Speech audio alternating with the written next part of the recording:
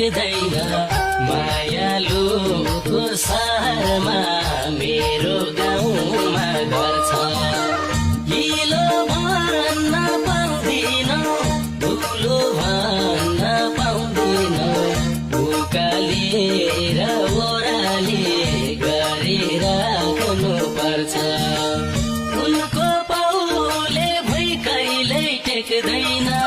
मेरो घरले घाम पानी छेक्दैन मायालुको सहरमा